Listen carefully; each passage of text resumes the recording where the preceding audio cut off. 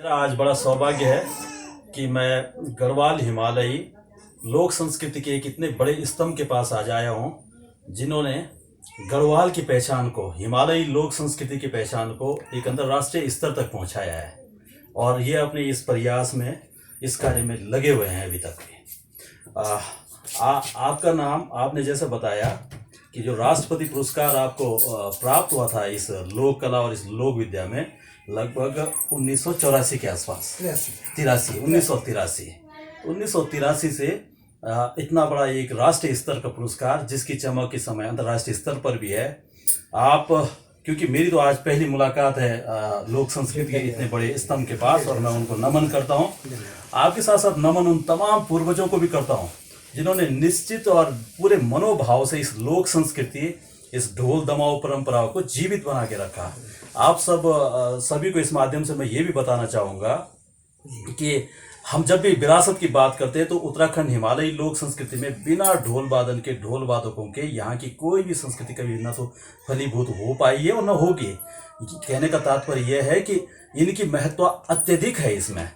यदि आप स्वयं ही देखें, यदि इसमें ढोल दमाऊ का आप फिलहाल किनारे कर दें तो पूरी नीरसता दिखेगी हमारे इसमें। कोई भी है, हमारे जन्म से लेके मरण तक के जितने भी हमारे संस्कार है, जितने भी कार्य पूजा है, उत्सव है या शोक है, सब जगह जो है ढोल सागर प्रदत्त जितने भी ये ताल है और जितनी भी विधाएं हैं, वो सारी की सारी का प्रयोग लोकमानस में किया जाता है। आप सारे के सारे जनमानस जो यहाँ के हैं खूब खुशी व्यक्त करते हैं ढोल संस्कृति के बारे में। हम आज इसी संबंध में मैं व्यक्तिगत रूप से वार्ता करने भाई साहब के पास आया हूँ, और फिर से मैं आपको नमन और वो करता हूँ कि जिन्होंने आप निस्वार्थ भाव से इस सेवा को आगे बढ़ाते जा रहे हैं। इस संबंध में भाई साहब, पहला प्रश्न तो मेरा यही है कि आप यहाँ के जो ढोल वादक है इन पे प्रकाश डालें। आप किस तरीके से इस परंपरा, कैसे कहा जाता है कि भाई जो ढोल संस्कृति है यही यहाँ की विरासत है, ऐसा क्या क्या कारण है? जी धन्यवाद डॉक्टर पवन दास जी। और वर्तमान में आप जो है इंटर कॉलेज नागनी में जो है शिक्षक है, शिक्षक के बदले जो है आप आना है। और सबसे मुख्य बात यह है कि हमारी गढ़वाल की जो संस्कृति है, ढोल और सागर, हमारे पुराने लोग, हमारे झरदादा परदादा नागदास जी, धर्मदास जी और कम्मादास जी, हमारे पिताजी से जैसे झुकरादास जी, उनसे हमने ज्ञान लिया है।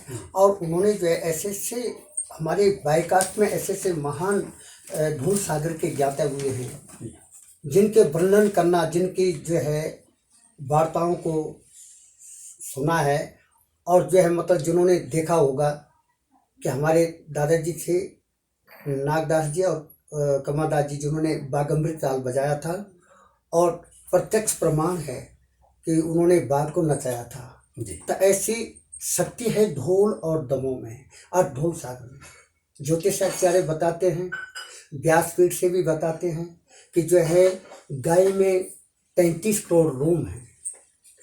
और हमारे दादाजी भी ऐसे ही बताते थे कि 33 करोड़ रोम, जब ज्योतिषाचार्य बताते हैं और व्यासपीठ से भी व्यास बोलते हैं कि 33 करोड़ रोम गाय के अंदर हैं, तो 33 करोड़ देवताओं का ताल, छंद, सर्ग, विसर्ग एवं प्रकार के असंख्य ताल, तो 33 करोड़ देवता हमारी हिमालय में जो है, हमारी उत्तराखंड की धरती में जो है हिमालय पर्वतों के शिखरों में अदृश्य हैं। उनको जागृत करने के लिए ये बहुत सारी तालें हैं जो इस ढोल के अंदर हैं, और जिनको कंपोजिशन के साथ बजाया जाता था। और एक चित्त एकाग्र मन करके जो है देव देवताओं के प्रति एक अपनी जो है एकदम समर्पित हो जाते थे। उनका इतने आग्रह था कि समर्पित हो जाते थे।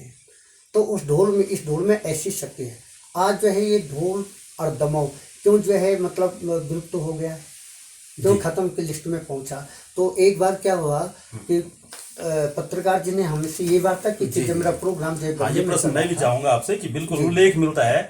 हम यदि यहाँ के उत्तराखंड के इतिहास में देखें, कई सारे जो पुस्तकें लिखित है उनमें बहुत सारे ज्योतिषाचार्यों का मिलता है उल्लेख। यहाँ के जो परंपरागत चिकित्सा पद्धति के जो जानकार, जो वैद्य हैं या बड़े बड़े तंत्र शास्त्र के ज्ञाता है, उन सब का भी उल्लेख मिलता है। लेकिन दुर्भाग्य की बात है कि यहाँ के बहुत बड़े ज्ञाता ढोल वादक, जो कि हम नहीं, ये पूरा जन समाज बोलता है कि भाई ये हमारे संस्कृति के सबसे मजबूत स्तंभ है, लेकिन एक प्रश्न आपसे ये जरूर पूछना चाहूंगे इस संबंध में कि इतना मजबूत स्तंभ के जो है उल्लेख कहीं मिलता नहीं है किताबों में। नहीं मिलता अब है। अधिकतर आजकल के जो खोज करता है वो आते हैं, कहते हैं कि हमें कुछ लिखित दस्तावेज चाहिए। तो इस संबंध में आप क्या जानते हैं, क्या क्यों नहीं मिल पाता है आखिर हमें सब? मिल इसलिए नहीं पाता है कि जब समय था, जी वो कहते हैं कि बिल चिड़िया चुग गई खेत, तब आई समझ में जब मतलब चिड़िया चुग गई खेत। मैंने पहले के बुजुर्गों का खाना जी हाँ। तो जो है मतलब समय पे अगर जो आदमी जो है आज थोड़ी देर की खाता, उदाहरण के लिए जो है यहाँ पे जो है हम समझते हैं कि मतलब जहाँ पे ढोल दमाव है, अब जिसके अंदर कला है, जिसके अंदर जानकारी है, प्रत्यक्ष में प्रमाण में, अगर उनका जो है सही उसको उस कलाकार को मार्गदर्शन नहीं दिखाए हम लोग, या कोई हमको मार्गदर्शन सही ढंग से नहीं दिखा पाए, तो वो वैसे के वैसे रह गया जी। वो कला फिर जो है मतलब नहीं रह जाएगी भाई, तो फिर ढूंढना पड़ेगा कौन था क्या था। तो समय पे तो क्या नहीं, और जब समय आया तो कलाकार नहीं है, कलाकार था तो जो है समझ नहीं थी जी। तो हमारे ढोल सागर में वो शक्ति है साहब कि 33 करोड़ रोम जैसे गाय के अंदर हैं, वैसे 33 करोड़ जो है ताल ढोल दमाव ढोल के अंदर है जी। और हमारे जितने भी शुभ कार्य हैं, देवरा यात्रा लगाओ, चौरा कर्म संस्कार लगाओ, एवं प्रकार जितने भी शुभ कार्य लगाओ, बगैर ढोल दमाव की घमक से और बगैर जो है मसक बीन और रणसिंगा के ध्वनि से जो है अगर वंचित है तो तब तो बेकार है जी। जब ये चीज हो जाती हैं तो सभी सुकून होता है, सब सुकून मिलता है कि हाँ कोई चीज है।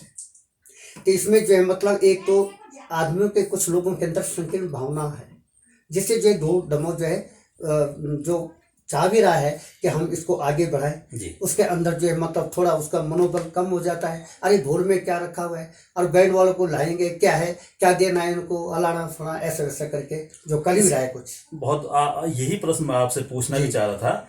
बिल्कुल आप इसमें खूब खुल के बोलिए। अवमन, मैं भी यहाँ पर जो आपके पास आया हूँ, मेरा मात्र केवल ये उद्देश्य है कि इस कला का, और आपसे बेहतर कौन इस कला के बारे में, और जिनके कि पूर्वजों ने भी इसको किया है, आप स्वयं भी कर रहे हैं, कर क्या रहे हैं, आपका तो पूरे राष्ट्रीय अंतर्राष्ट्रीय स्तर पर नाम है। लेकिन आपके मुंह से मतलब मेरा कोई अपनी ख्याति प्राप्त करना नहीं है। जैसे कि मैंने आपको बताया कि मेरा तो जीविका उपार्जन का काम है, ये मुझे एक शिक्षक हूं मैं, मुझे वहां से अपनी रोजी रोटी मिल रही है। क्योंकि स्वयं मैं भी इस समुदाय से संबंधित हूं, तो मेरी भी एक अपनी मनोभावना है कि वास्तविक आवाज मंचों पर आए। अवमन होता क्या है कि यहाँ का जो हिमालय समाज है, मैं यही की बात नहीं कर रहा हूँ, कई जगहों की हम बहुत अच्छी अच्छी बातें करते हैं इस संबंध में, लेकिन दुर्भाग्य की बात है कि इसके वो जमीनी पहलुओं को हम ऊपर नहीं लाते हैं। मेरी मात्र यही पहल है कि मैं चाह रहा हूं कि वो जमीनी हकीकत आए। आपको पुरस्कार भी मिले हैं, आपको मान सम्मान भी मिलता है, लेकिन मैं केवल ये नहीं जानना चाहूंगा कि केवल राष्ट्रपति पुरस्कार आदरणीय सरदेव श्री उत्तम दास जी को ही सम्मान मिले, बल्कि साथ ही साथ जिस समुदाय के वो है, वो लोग जो दुर्गम में इस समय सेवा कर रहे हैं, गांव में अपना ढोल वादन कर रहे हैं, शादी ब्याह में परंपरागत ढंग से अपने को कर रहे हैं, क्या उनका सम्मान भी इसी तरीके का बना हुआ है या नहीं बना हुआ है? या लोग उनकी जो पीढ़ी है वो अपना, मैंने ये भी सुना है भाई साहब कि अवमन कोई भी ढोल वादक इसे अपने परंपरागत स्वरूप को अपने पुत्रों को नहीं देना चाहता है। मैं कहां तक सही हूं गलत हूं ये आप बताएंगे, लेकिन जो मैंने सुना है कि कोई बहुत मनो इच्छा से नहीं चाहता है, वो चाहता है कि कुछ और करे।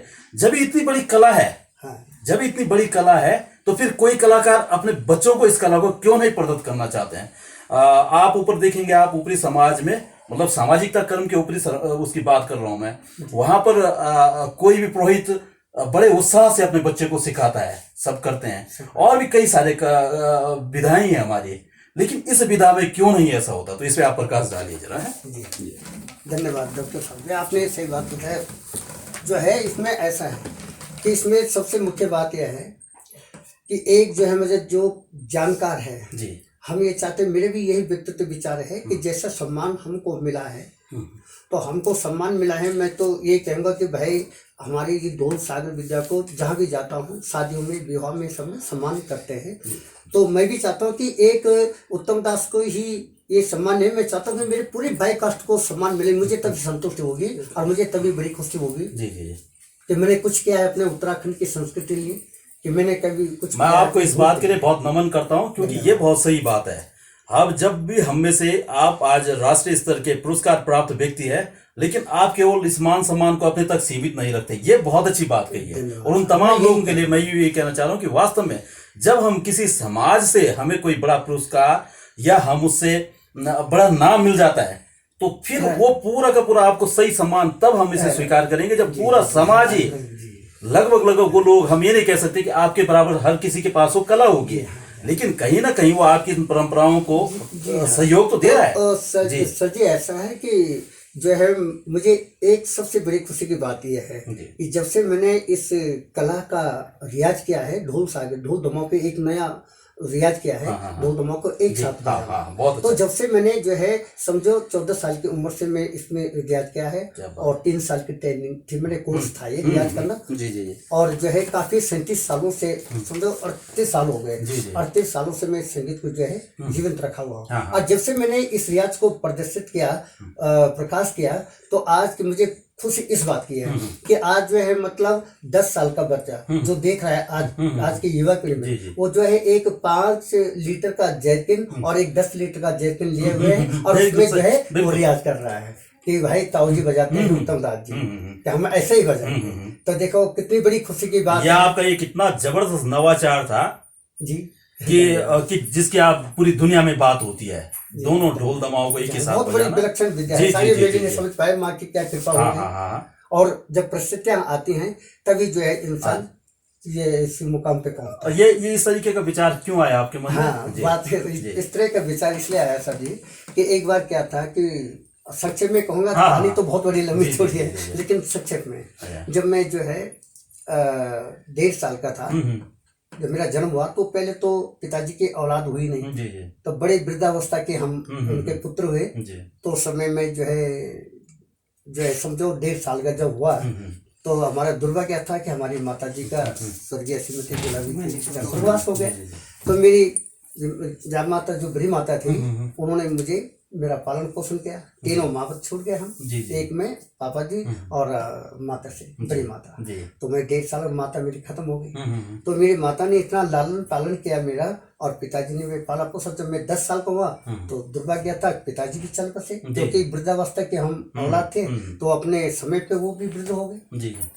तो अस्थमा की बीमारी से उन्होंने अस्थमा की बीमारी ने घेर लिया, स्वर्ग सिधार गए। अब बचे हम माँ बेटे। तो एक समय में स्कूल जा रहा था, तो स्कूल जा रहा था, घंटी लग गई थी, तो मैं 14 साल का था, और जो है मेरी माँ रो रही थी, इतनी रो रही थी कि मुझे बड़ा दुख हुआ। मैंने बोला कि माता क्या बात, क्यों रो रही मम्मी आप? तो माता ने बोला, माँ जी ने बोला कि बेटा तो स्कूल जा। मैंने बोला माँ जी क्या हो गया, तुझे दर्द है, पेट में दर्द है, कोई बात है तो बता, मैं दवाई लाऊंगी। कि ना बेटा तो पहले स्कूल जा। अब ये इनके प्रोग्राम में स्कूल चला गया, मन तो नहीं लगा, घर दिल लगा हुआ था कि माँ जो है, अब माँ का प्यार ही मिला मुझे। पापा जी तो चले, बड़ी वह दुख का पहाड़ टूट गया था।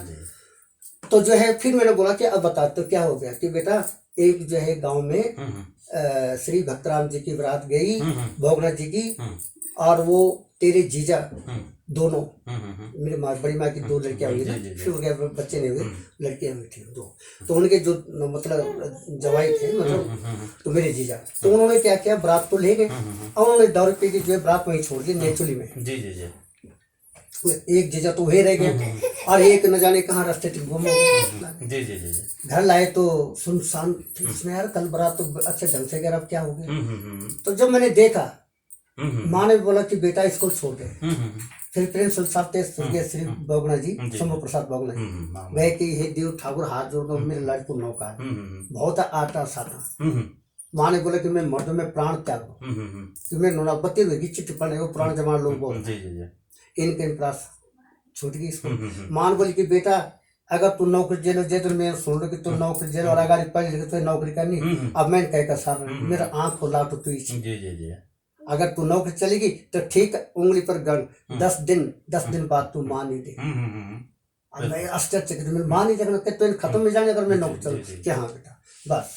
अब मेरे 2 पहलू थे, ये माँ को बचाना तो भविष्य बर्बाद करना, भविष्य देखना को माँ को खत्म करना। अब मैंने एक ही सोचा कि मैं भविष्य कोई बात नहीं, बड़ा डैमेज कर दूंगा, लेकिन माँ को नहीं कर। माँ के तो माँ ने तो मुझे पाला पोसा। तब जाके मेरे मन में ये बात आई तो उसी कुल देवी माँ गोरजा भवानी के मंदिर में गया मैं, कुंडासन के मंदिर में ढोल और दमाग जो सुर छूट गया। जी, जी, तो जी। प्लस क्या था मेरे पास, एक व्यक्ति थी और ये ढोल दमाग था। तो मैंने सोचा कि इस ढोल दमाग पे मैं ऐसा एक नया रियाज वाह, करूंगा क्या बात है। हाँ, कि ढोल दमाग एक साथ बजा के जी, रख दूंगा, इतिहास में एक नाम दर्ज कर दूंगा कि हाँ, कोई बहुत उत्तराखंड में। बिल्कुल आपका इतिहास है ये। ठीक है सर, दर्ज है धन्यवाद। ये, हाँ जी। और मेरी प्रेरणा क्या माता की आशीर्वाद हुआ और मैंने जो है मन में ये जुनून बैठ गया कि उन्होंने अकेले बड़ा किया।